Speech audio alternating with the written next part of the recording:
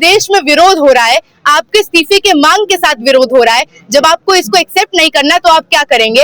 आप यहाँ पे मौजूद लोगों को डराने की कोशिश करेंगे। तभी आपको ऐसे तमाम लोग दिख जाएंगे जो यहाँ पे अपना प्रोपेगेंडा साधते हुए, अपनी टीआरपी बढ़ाते हुए यहाँ पे आएंगे और ये उम्मीद में आएंगे कि युवाओं को कुछ ऐसा बोल दे कि वहां से कुछ कंटेंट निकल जाए, कुछ प्रोवोक कर दे। तो ये उनकी बौखलाहट दिखाता है। ये बुद्धिजीवी शायद वो लोग हैं जो अपने कमरों में बैठकर ये आराम से बोल पाते हैं और ये अफोर्ड कर सकते हैं कि एसी के कमरों में बैठकर ये टिप्पणियां दी जाए कि अब देश का कुछ नहीं होगा। जिन लोगों को लगता है अब देश का कुछ नहीं होगा वो लोग यहाँ पर नहीं है, पर एक बहुत बड़ी आबादी जिसको लगता है इस देश का कुछ होगा और हम ही से होगा, वो यहाँ पर लड़ रही है। यहाँ पे बैरिकेड के बाहर आप देखेंगे तो आपको दिखेगा कि वाटर कैनन से लेकर डिटेंशन वैन की कड़ी लगी हुई है। आपको यहाँ पे दिखेगा ऑरेंज वेस्ट में यहाँ पे पुलिस के कर्मचारी घूमते रहते हैं जो लगातार यहाँ पर मौजूद लोगों की फोटो लेते हैं, वीडियो लेते हैं। ये इस तरह का डर है कि अच्छा यहाँ पे प्रोटेस्ट करने आए हो सरकार के खिलाफ, तुम्हारी फोटो, तुम्हारा नाम, तुम्हारा पता, ये सब हमारे पास है। यहाँ पे लगातार आपको दिखेगा कि ड्रोन से लोगों के ऊपर निगरानी की जाती है। तो हमला और निगरानी खाली फिजिकल नहीं होता, साइकोलॉजिकल भी होता है, जिसकी पूरी कोशिश यहाँ पे पुलिस व्यवस्था को आप दोनों आर पार बैरिकेड्स के देख लीजिए, वो देख के आपको मंजर समझ आ जाएगा। नाम यहाँ पे जोड़े जा रहे हैं कि यहाँ पे भारत तोड़ने के नारे लग रहे हैं, नाम जोड़े जा रहे हैं डफली गैंग आ गया, नाम जोड़े जा रहे हैं टुकड़े टुकड़े गैंग आ गया। तो इसको परिभाषित भी करना होगा। अगर देश बांटने का काम कैसे वो सरकार नहीं कर रही है जिसने आज 13,000 लोगों की जान सालाना ली, 37 दिनों में 19 लोगों की जान गई है, जिनकी तस्वीरें यहाँ पर है। हम लोग अगर यहाँ पर लड़ रहे हैं और 7वां दिन है, धूप, गर्मी, बारिश, आंधी, तूफान, भूख, प्यास सब झेलते हुए अपने अपने कमरों, अपने घरों का सुख छोड़कर अगर जंतर मंतर के सड़कों को अपना बिस्तर बनाकर देश की एक युवा पीढ़ी यहाँ पर सो रही है, यहाँ पर रह रही है, यहाँ पर लड़ रही है, तो ये सवाल हमसे नहीं है कि समाधान मिलेगा कि नहीं। ये सवाल सत्ता की कुर्सी पर काबिज उन लोगों से है जो नशे में इतना चूर है पावर के कि आज उनको ये नहीं दिख रहा कि आपसे केवल जवाबदेही लेने देश को युवा यहाँ पर खड़े हैं, जिसने अपना सब कुछ बिका दिया, सब कुछ बेच दिया ताकि बेहतर भविष्य हो। तो आज ये लड़ाई खाली इस चीज की लड़ाई नहीं है कि धर्मेंद्र प्रधान को इस्तीफा देना होगा। देश में वो सत्ताधारी वर्ग जिसको लगता है वो कुछ भी कर देगा और कुर्सी पर बना रहेगा, आज ये लड़ाई अकाउंटेबिलिटी की लड़ाई है। सवाल ये है कि चौकीदारी किसकी की जा रही है? चौकीदारी की जा रही है अडानी अंबानी जैसे लोगों की। इसीलिए किसी बिहार के भागलपुर में 1000 एकड़ की जमीन 1 रुपए में अडानी को दे दिया जाएगा। कुछ राह आसान लग रही है आपको, क्या लग रहा है? नहीं, जू तो रेंग रही है और सुगबुगाहट, खलबलाहट सब बढ़ती जा रही है। तभी तमाम इस तरह के बयान आ रहे हैं शिक्षा मंत्री से कि देश में आंदोलन कर रहे, सवाल पूछ रहे स्टूडेंट्स को, युवाओं को दहशतगर्द कह दिया जाएगा। सवाल कर रहे, आंदोलन कर रहे युवाओं को कह दिया जाएगा कि री-नीट की परीक्षा हुई, 20 लाख अभ्यर्थी उसमें आए और वो लोग जो देश में तनाव पैदा करना चाहते हैं, क्योस पैदा करना चाहते हैं, और कहा गया हम लोगों को संबोधित करके कि हम अगर चाह रहे हैं कि स्टूडेंट्स के मन में भय पैदा कर पाए तो वो हमारा सफल नहीं होगा अटेम्प्ट। तो बात तो स्पष्ट है कि अटेम्प्ट तो हमारे सफल हो रहे हैं। इसीलिए वो धर्मेंद्र प्रधान जिन्होंने शुरुआती बयान ये दिया कि हम खाली अफसोस प्रकट करते हैं, आज हर तरह से यहाँ पे आंदोलनरत छात्रों को डिस्टर्ब करने के लिए हर दिन 4 से 5 गोदी मीडिया के पत्रकारों को भेजा जाएगा, अपने पास के ऐसे लोगों को भेजा जाएगा जो यहाँ पर आकर मारपीट से लेकर हर तरह से उग्र नैरेटिव पैदा करने की कोशिश करेंगे, इस आंदोलन को डिस्टर्ब करने की कोशिश करेंगे। बिल्कुल वो सब बताएंगे। देश के किसान जब लड़ रहे थे तो उनको खालिस्तानी बताया गया। इसी देश में आंदोलन कर कर समान नागरिकता के लिए लड़ रही शाहीन बाग की महिलाओं को भी बिकाऊ बता दिया गया था। इसी जंतर मंतर पर रेसलर्स पहलवान जब लड़ रहे थे यौन उत्पीड़न के खिलाफ तो कहा गया कि कांग्रेस से चंदा आता है। इस देश में तो पेपर लीक की कतार में जब सबसे पहली आवाज 17-18 साल के स्टूडेंट्स उठाते हैं, वेदांत हो, विसर्ग हो, तो उन सबको पाकिस्तानी एजेंट करार दिया जाता है। तो ऐसे तमाम शब्दों का प्रयोग, चाहे वो आंदोलनजीवी हो, टुकड़े टुकड़े गैंग हो, विभाजन करने के नाम पर पाकिस्तानी एजेंट, चाइना का एजेंट, ये लगातार इस देश की सत्ताधारी वर्ग इस्तेमाल करती रही है और ये उनके अंदर का डर दिखाता है कि जब जनता गोलबंद हो जाए और उनके सिंहासन और कुर्सी पे बात आ जाए तो वो हर तरह का प्रोपेगेंडा साधने के लिए तैयार है। अंजलि जी, आप तो देख रही है लगातार बड़ी मजबूत सरकार है ना, आंदोलन का असर होता ही कहाँ है सरकार? नहीं, वो सही बात है, पर क्योंकि ये सवाल तो आपका भी हमसे नहीं होना चाहिए साथी। हम लोग अगर यहाँ पर लड़ रहे हैं और 7वां दिन है, धूप, गर्मी, बारिश, आंधी, तूफान, भूख प्यास सब झेलते हुए अपने अपने कमरों अपने घरों का सुख छोड़कर अगर जंतर मंतर के सड़कों को अपना बिस्तर बनाकर देश की एक युवा पीढ़ी यहाँ पर सो रही है, यहाँ पर रह रही है, यहाँ पर लड़ रही है, तो ये सवाल हमसे नहीं है कि समाधान मिलेगा कि नहीं। ये सवाल सत्ता की कुर्सी पर काबिज उन लोगों से है जो नशे में इतना चूर है पावर के कि आज उनको ये नहीं दिख रहा कि आपसे केवल जवाबदेही लेने देश को युवा यहाँ पर खड़े हैं। ये सवाल तो वाकई में उनसे आज लोकतंत्र का लिटमस टेस्ट है। और कई बुद्धिजीवी ये कह रहे हैं कि बहुत देर हो चली है देश में। ये बुद्धिजीवी शायद वो लोग हैं जो अपने कमरों में बैठकर ये आराम से बोल पाते हैं और ये अफोर्ड कर सकते हैं कि एसी के कमरों में बैठकर ये टिप्पणियां दी जाए कि अब देश का कुछ नहीं होगा। जिन लोगों को लगता है अब देश का कुछ नहीं होगा वो लोग यहाँ पर नहीं है, पर एक बहुत बड़ी आबादी जिसको लगता है इस देश का कुछ होगा और हम ही से होगा वो यहाँ पर लड़ रही है। कितनी बड़ी आबादी मानती है आप जो जिसको लगता है कि कुछ होगा? हम लोग हर दिन देख रहे हैं, नीट का एग्जाम था, उसकी तैयारियों में जो स्टूडेंट्स व्यस्त थे वो खुद नहीं आए, उससे पहले की शाम उनके माँ बाप आते हैं क्योंकि उनका सवाल तो ये है कि रीनीट तो हो जाएगा पर बार बार री एग्जाम की ये कड़ी क्यों हम बर्दाश्त करें। साल भर मेहनत कर कर एग्जाम में बैठने वाले लोग जो कर्जा लेकर उधार लेकर बच्चों को कोचिंग सेंटर में पहुंचाते हैं, जैसे तैसे पूरे समाज पूरे खानदान का एक आस लगा होता है एक एक बच्चा जब ऐसे एग्जाम में बैठता है कि आने वाले समय में पूरे खानदान की शक्ल सूरत बदल जाएगी, एक सरकारी नौकरी, एक इंजीनियर, एक डॉक्टर अगर घर से निकलेगा तो वो लोग यहाँ पर लगातार आ रहे हैं।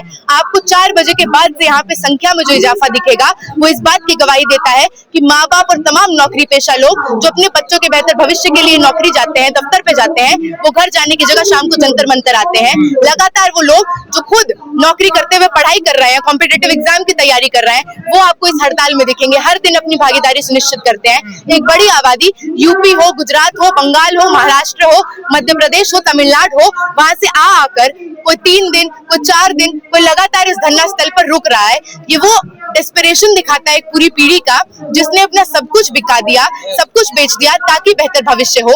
तो आज ये लड़ाई खाली इस चीज की लड़ाई नहीं है कि धर्मेंद्र प्रधान को इस्तीफा देना होगा। देश में वो सत्ताधारी वर्ग जिसको लगता है वो कुछ भी कर देगा और कुर्सी पर बना रहेगा, आज ये लड़ाई अकाउंटेबिलिटी की लड़ाई है। तो क्या सरकार को अब चिंता करनी चाहिए? सरकार तो चिंता कर ही रही है, तभी आपको ऐसे तमाम लोग दिख जाएंगे जो यहाँ पे अपना प्रोपेगेंडा साधते हुए, अपनी टीआरपी बढ़ाते हुए यहाँ पे आएंगे और ये इस उम्मीद में आएंगे कि युवाओं को कुछ ऐसा बोल दे कि वहाँ से कुछ कंटेंट निकल जाए, कुछ प्रोवोक कर दे। तो ये उनकी बौखलाहट दिखाता है। हमला भी तो कर रहे हैं ना, हमला कर रहे हैं। एक व्यक्ति को इतनी जोर से मारा, उनका सर फट गया। वो अपनी बेटी के साथ यहाँ पर आए, उनकी बेटी जो तमाम इन परीक्षाओं में अपीयर हुई है, 12वीं का एग्जाम दिया है। तो ये हमला लगातार हमने देखा, कहीं जयपुर में हमला होता है, कहीं दिल्ली में हमला होता है, रोज हो रहा है, कल रात को भी हमला हुआ है। तो ये तो बात स्पष्ट है कि क्योंकि आपको जवाबदेही देनी नहीं है, आपको सीधे आकर अकाउंटेबिलिटी का भी तो पहला पड़ाव कॉग्निजेंस है कि आपने इसको दर्ज किया कि देश में विरोध हो रहा है, आपके इस्तीफे के मांग के साथ विरोध हो रहा है। जब आपको इसको एक्सेप्ट नहीं करना तो आप क्या करेंगे? आप यहाँ पे मौजूद लोगों को डराने की कोशिश करेंगे और ये डराने की कोशिश है कि यहाँ पे बैरिकेड के बाहर आप देखेंगे तो आपको दिखेगा कि वाटर कैनन से लेकर डिटेंशन वैन की कड़ी लगी हुई है। आपको यहाँ पे दिखेगा ऑरेंज वेस्ट में यहाँ पे पुलिस के कर्मचारी घूमते रहते हैं जो लगातार यहाँ पर मौजूद लोगों की फोटो लेते हैं, वीडियो लेते हैं। ये इस तरह का डर है कि अच्छा यहाँ पे प्रोटेस्ट करने आए हो सरकार के खिलाफ, तुम्हारी फोटो, तुम्हारा नाम, तुम्हारा पता, ये सब हमारे पास है। यहाँ पे लगातार आपको दिखेगा कि ड्रोन से लोगों के ऊपर निगरानी की जाती है। तो हमला और निगरानी खाली फिजिकल नहीं होता, साइकोलॉजिकल भी होता है, जिसकी पूरी कोशिश यहाँ पे पुलिस व्यवस्था को आप दोनों आर पार बैरिकेड्स के देख लीजिए, वो देख के आपको मंजर समझ आ जाएगा। तो क्या सरकार के शिक्षा के प्रति कोई प्राथमिकता है या छात्रों को लेकर उनके भविष्य के लिए? प्राथमिकता तो है पर छात्रों के प्रति नहीं है, मुनाफाखोरी के प्रति है। हर तरह से धांधलीबाजी अच्छे रूप से हो पाए उसके प्रति है। यहाँ पे कई लोग ये बात कह रहे थे कि धर्मेंद्र प्रधान बहुत निकम्मा और नकारा शिक्षा मंत्री है।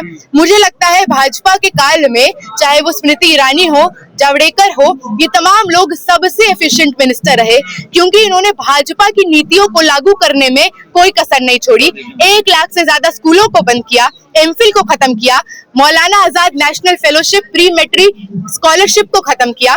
देश में ये इंश्योर किया कि एक बड़ी आबादी जो मजदूर है, किसान है, गरीब परिवारों से आती है, उसके लिए शिक्षा के दरवाजे बंद किए जाए। ये इंश्योर किया कि आज किसी भी तरह की अच्छी नौकरी उसको मिलेगा जिसके जेब में पैसा है। तो ये एक बड़ी जनता के लिए तो विफल है, लेकिन सरकार के लिए बहुत सफल प्रशासन रहा लोगों है। का भी ये कहना है कि अब एग्जाम तो हो गया, तो अब क्या वजह है इस आंदोलन करने की? वजह स्पष्ट है कि बार बार क्या री एग्जाम देते रहेगा इस देश का युवा, और री एग्जाम तो उन पेपर में जिसमें आपकी धांधली पकड़ी गई, उन परीक्षाओं का क्या? हम कैसे मान लें कि तमाम परीक्षाएं जो आज होती हैं उसमें धांधलेबाजी नहीं होती? आप एनटीए को लाए, 17-18 में लाए, ये कहते हुए कि एफिशिएंसी होगा। एफिशिएंसी किस चीज का? एक प्राइवेट एंटिटी जिसमें 25 से भी कम परमानेंट कर्मचारी हैं, जो हर चीज को आउटसोर्स करता है, पेपर बनाने से लेकर इन्विजिलेशन से लेकर कंप्यूटर से लेकर सेंटर से लेकर ट्रांसपोर्टेशन, वहां पे आपने अपने पक्ष के लोगों को फिट किया। और यही होता है, कहीं स्ट्रॉन्ग रूम से पेपर लीक हो जाएगा, कहीं टेलीग्राम पे पहुंच जाएगा, कहीं स्ट्रॉन्ग हाउस बन जाएगा, सेफ हाउस बन जाएगा, रिजॉर्ट में बैठाकर स्टूडेंट को एग्जाम से 2 दिन पहले क्वेश्चन पेपर दिया जाएगा उन स्टूडेंट्स को जिन्होंने 20 लाख 25 लाख दिया। तो आपने तो एक ऐसे ढांचे को खड़ा किया इस देश में जो हर तरह से उन लोगों के पक्ष में काम करता रहा जिनके पास खूब पैसा है। अच्छा, मोदी जी बोले थे कि 2019 में कि हम चौकीदार है, वो प्रधान सेवक है। यदि वो चौकीदारी ठीक से कर रहे हैं देश में, तो पेपर लीक क्यों हो रही है? चौकीदारी तो वो कर रहे हैं, सवाल चौकीदारी ठीक से करने का नहीं है। सवाल यह है कि चौकीदारी किसकी की जा रही है? चौकीदारी की जा रही है अडानी अंबानी जैसे लोगों की। इसीलिए किसी बिहार के भागलपुर में 1000 एकड़ की जमीन 1 रुपए में अडानी को दे दिया जाएगा, लेकिन वही किसान परिवार जो कर्जा ले लेकर अपने खेत में अनाज बोता है, काटता है, उसी से वो अनाज जो पूंजीपति बेचते हैं और करोड़ों का मुनाफा खाते हैं, उनको उसका कुछ दाम नहीं मिलता। आज किसान लड़ रहे हैं एमएसपी के लिए, लेकिन देश में हर तरह से किसानों को मजबूर किया जाएगा आत्महत्या करने के लिए। उनके किसी भी कर्ज को माफ नहीं किया जाएगा। बड़े बड़े कॉर्पोरेट के 4 करोड़ 5 करोड़ 10 करोड़ लोन को माफ कर देगी ये सरकार। तो लगातार देश में, चाहे वो महिलाएं हो, अल्पसंख्यक हो, दलित हो, आदिवासी हो, मुसलमान हो, लगातार देश के एक मेहनतकश गरीब अल्पसंख्यक समुदाय के पक्ष में नहीं, उनके खिलाफ तमाम नीतियां आई। उमर खालिद का नाम जोड़ा जा रहा है, उमर खालिद का नाम जोड़ा जा रहा है इस आंदोलन से। वो जेल में है जबकि। सर, इसकी बात नहीं है ना, यहाँ पे नाम तो सारे जोड़े जा रहे हैं। नाम यहाँ पे जोड़े जा रहे हैं कि यहाँ पे भारत तोड़ने के नारे लग रहे हैं, नाम जोड़े जा रहे हैं डफली गैंग आ गया, नाम जोड़े जा रहे हैं टुकड़े टुकड़े गैंग आ गया। तो इसको परिभाषित भी करना होगा। अगर देश बांटने का काम कैसे वो सरकार नहीं कर रही है जिसने आज 13,000 लोगों की जान सालाना ली, 37 दिनों में 19 लोगों की जान गई है, जिनकी तस्वीरें यहाँ पर है। और आप जानिए कि सारी तस्वीरें भी नहीं है, ये सारी तस्वीरें नहीं है। गांव का, गरीब का, किसान का बेटा डॉक्टर बन पाएगा ऐसी हालत में? बिल्कुल नहीं बन पाएगा, और इसीलिए सुनिश्चित किया गया है, ये कोई इत्तेफाक नहीं है, ये सुनिश्चित किया गया। जब सरकारी स्कूलों को आप बंद करते हैं तो आपने ये तय किया कि कौन वो पीढ़ी होगी, कौन वो आबादी होगी जिसको आप शिक्षा से बेदखल करना चाहते हैं, जिसमें आपने ढांचागत रूप से ये डाला कि आदिवासी, अल्पसंख्यक, तमाम वंचित समूह से आ रहे लोग वहां तक पहुंच ना पाए। यहाँ से न्याय मिलेगा? यहाँ से पहलवान बेटियां खाली हाथ गई थी, किसान भी खाली हाथ गए थे, अब आप आ गए हैं, क्या लग रहा है कुछ मिलेगा आपके हाथ में? मैं बार बार कह रही हूँ, ये सवाल आपको भी बतौर मीडिया हमसे करने की जरूरत नहीं है। हम लड़ रहे हैं बेसिक मूलभूत अधिकार के लिए, संविधान के तर्ज पर, जिस संविधान ने हमको अधिकार दिया कि हम शांतिपूर्ण तरीके से अपना विरोध दर्ज कर सकते हैं। ये सवाल तो सत्ता की कुर्सी पर बैठे लोगों से है कि आज जब लोकतंत्र में, एक ऐसे देश में जहाँ पे आप कहते हैं कि युवा शक्ति 60% से भी ज्यादा जहाँ पर युवा आबादी है, आज वहाँ की युवा अगर जंतर मंतर पर बैठी हुई है, तो ये सवाल उनका है कि क्या हमको न्याय मिलेगा। जन आंदोलन कैसे बनेगा मैम? जन आंदोलन जो घर से आदमी आए, इससे ज्यादा जन आंदोलन क्या बनेगा? देश में यूनिवर्सिटीज की छुट्टी चल रही है, तमाम लोगों की छुट्टियां चल रही है, उसके बावजूद अगर यहाँ पर हर दिन 1000-2000 लोग आ रहे हैं, मिनिमम भी जब कभी लोग रह रहे हैं 300-400 लोग यहाँ पे सो रहे हैं, तो इससे व्यापक जन आंदोलन क्या होगा? हम तो उम्मीद करते हैं कैंपसेस खुलेंगे तो यहाँ की जो संख्या है वो दुगनी चौगुनी होगी।